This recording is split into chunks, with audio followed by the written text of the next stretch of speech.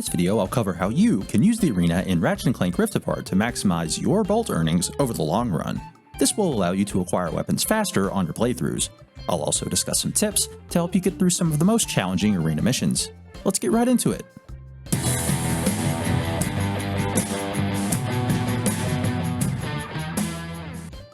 What's good, everybody? The first step in this strategy is to buy the Enforcer. You can buy this on the first planet in the game for only 1,250 bolts.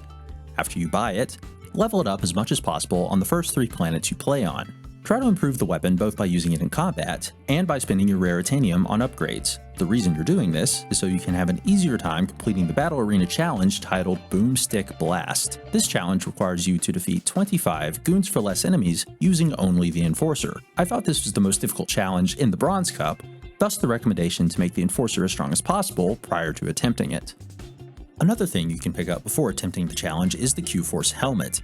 This reduces damage from Goons for Less enemies by 5%, assuming this is your first run through the game. If you're coming back to the arena at a later point, the helmet may reduce damage from Goons enemies by 10 or 20%, depending on if you've obtained other pieces of the Q-Force armor.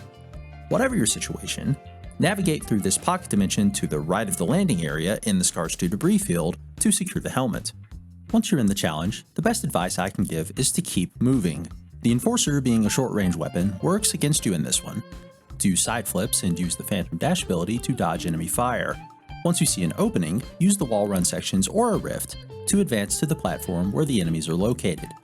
Use the Phantom Dash when leaving the wall run to limit the chance of you getting shot in midair and falling into the force field.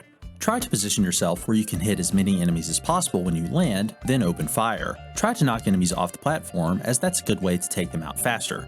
You'll still have access to your melee weapon if you need it, but remember, defeating enemies with a melee weapon will not count towards 25 kills needed to beat the challenge.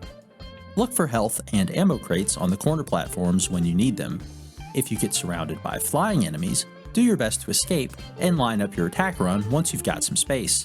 The jump pads are a great way to create space between you and enemies. You can use the time it takes you to come back down to line up your shots. It may take you a few tries, but stay with it. Once you complete this challenge, the rest of the Bronze Cup is relatively simple. Your reward for clearing the Bronze Cup will be the Carbonox boots. These increase the amount of bolts you earn by 5%. That bonus stays in effect for the rest of your playthrough. Ideally, you can knock out the bronze challenges the first time you visit Xerxes, so that 5% can add up over time as the game progresses. You'll play the game normally for a while before coming to the next step in the strategy. Once you complete the Cordelion and Tauren 4 sections in the story, you'll be able to purchase the Warmonger at Xerxes for 30,000 bolts. If you have enough bolts saved up, buy it. I recommend using any Raritanium you have to immediately upgrade it as well.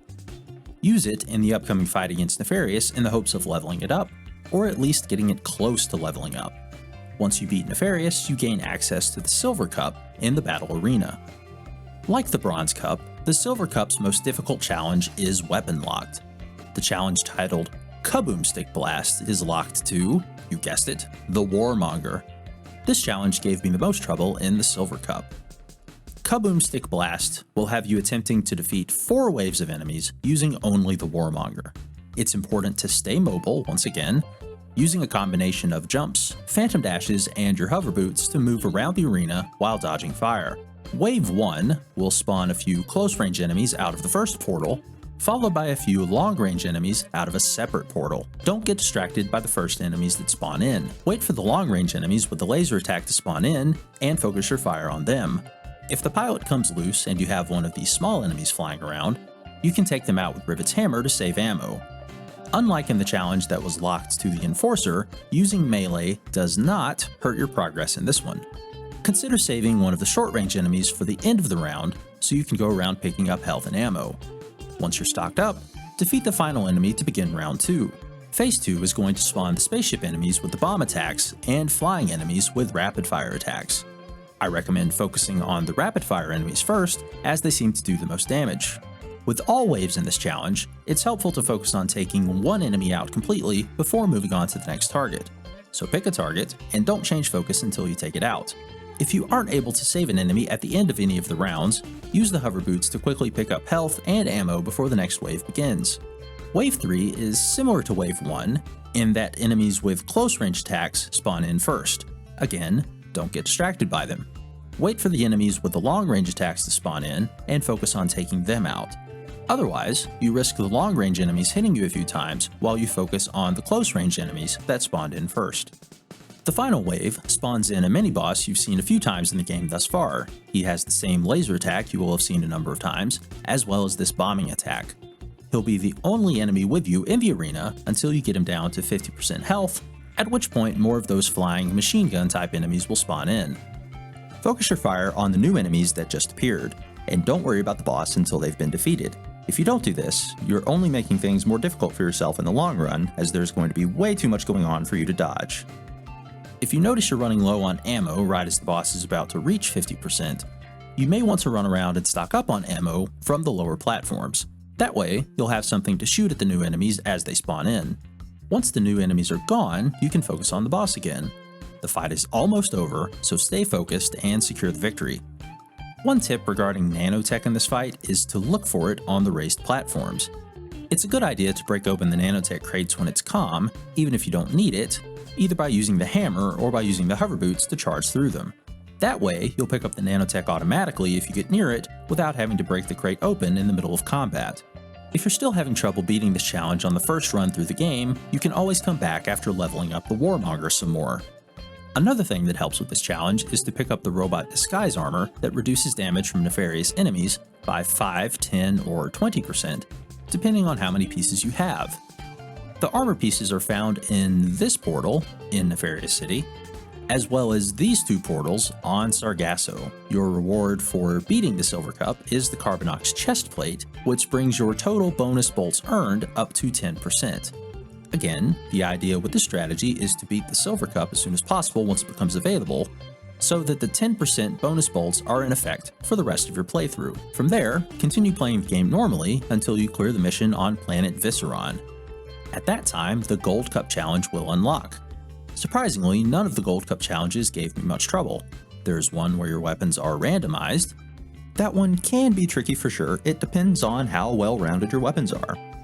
If you upgraded multiple weapons over the course of your playthrough, you should be okay. If you relied on a few weapons, you might struggle. If you get stuck with a bad weapon during the mission, get up to full speed with your hover boots and circle your enemies. They'll have a harder time hitting you, and you can be selective about when you take your shots. Beyond that, it's hard to give a real strategy since the weapons are random and no two attempts will be the same. The other one I thought would be difficult was the one that forces you to use the Headhunter. I found it best to stay behind these boxes for cover since the enemies didn't try very hard to outflank me.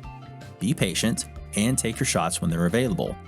Use the slow motion aiming on this gun and aim for the head for best results. You'll run out of ammo along the way. Stay behind cover, and use your hammer to get ammo from the crates when that happens. With a little patience, you'll hopefully knock this one out without too much trouble. Once the Gold Cup challenge is complete, you'll get the Carbonox helmet. This will give you a total of 20% bonus bolts earned since you completed the entire Carbonox set. If you take this into challenge mode, you should be able to buy the improved Omega versions of the weapons a lot quicker than someone who didn't touch the arena on their first playthrough. As some of these Omega weapons are in excess of 500,000 bolts each, I think clearing the arena on your first playthrough is well worth your time.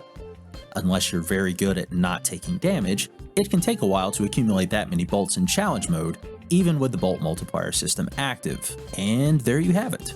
I hope you found something in this video helpful, and you'll be able to use it on your playthrough. Until next time, make it count.